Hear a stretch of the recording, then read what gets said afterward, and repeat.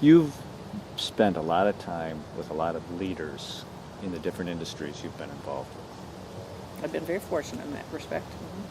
You've been able to identify traits that most successful leaders have. What are some of those successful traits? Good communicator, visionary. You know, although at times they may come down to, say, the 10,000 foot level, they're at 40,000 feet because they're looking at a much bigger picture than the, second or third tier manager in their organization. I mean, they've got the whole picture. But a good leader not only has a whole picture for their organization, they're looking more globally too.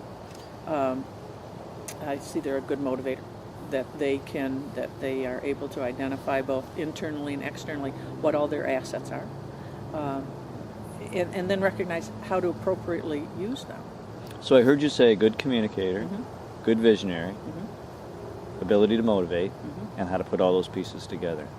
How does a company like MB Strategies help a company do the things that you just described? Well, MB Strategies has a couple of different options for you.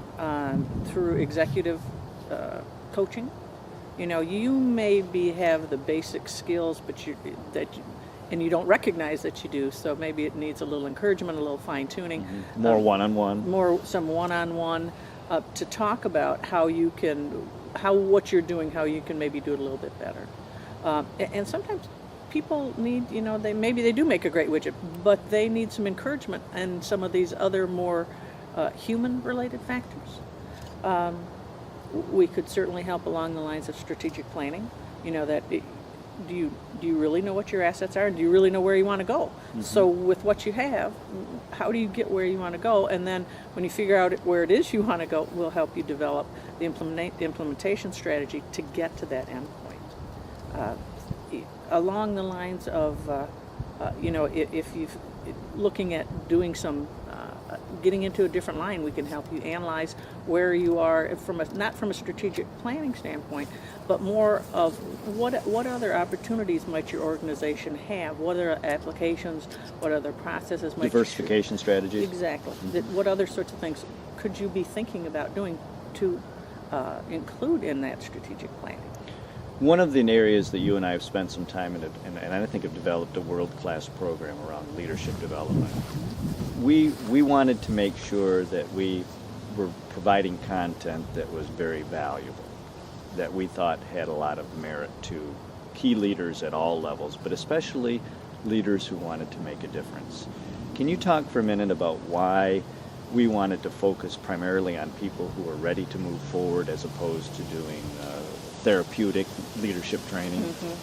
Well, in this day and age, everything is moving so much faster that you have to be prepared to quickly respond to whatever changes there are going on in your industry. And to do that, I think you need to be aware of other industries and things that are going on. One of the key pieces of the Make Your Mark program is the Executive Circle, which is a business roundtable that will consist of people that are within your group that you're meeting with on a bi-monthly basis.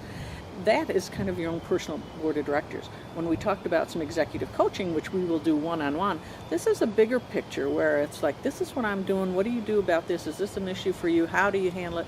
But that exchange of ideas between the executive level in a confidential atmosphere is invaluable. I have seen so many of those groups and seen the success that the participants have enjoyed because of that, and deep friendships that have developed. And they seem to go on for years. I know one that's almost 27 years old.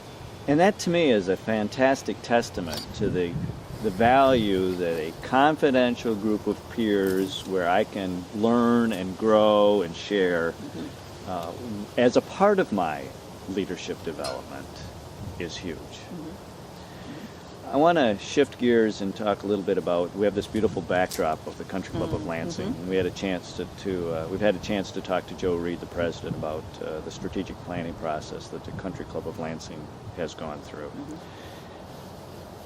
Generically, I think that you have a pretty good sense that membership organizations in general, whether they're clubs or whether they're associations, but membership-based organizations are looking to ways to not become stagnant and continue to be viable and continue to grow in spite of all the challenges that are there.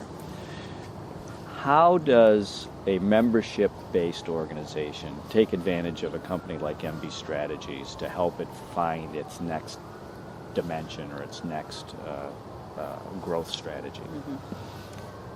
I think for any organization to transform itself or to grow and move forward and stay relevant, I think relevant is the key word great there, word. is that they've got to be able to look at where they are. When you're within that group, whether you're the general manager or the president of the organization, chairman of the board, you sometimes can't do a good, valid assessment of where you are. And one thing that MB Strategies is able to help you with is to taking from a third-party aspect, is doing focus groups with whatever your publics are, whether it's employees, members, your board, but to talk with them to get their thoughts, and again, in a confidential situation, and it doesn't have to be a huge number of people, right. But to see what their thoughts are on where you should be going, and to develop, and then be able to develop a plan to make it, again, a relevant organization moving forward. Do you see that as an industry-specific application, or do you see the opportunity for that application to be very wide in its... Oh, I think it's wide. You do? Oh, I do. I think membership organizations and anything that's kind of a nonprofit, right, has to be very cautious in this day and age of doing things the same old way. That you cannot do that now. You see that as a danger signal. Oh, it's yes, and I think that you can look at just about any membership organization, whether it's a trade association, an industry organization, whether it's a private club, Girl Scouts. I mean, any of those sorts of things. Is what do people nowadays want from a membership organization? Or deliverables. Yes, or do they really want one? I mean, and sometimes that is a hard point to get to, that maybe you aren't relevant anymore, and so how do you then what partner with somebody, or what's your next step going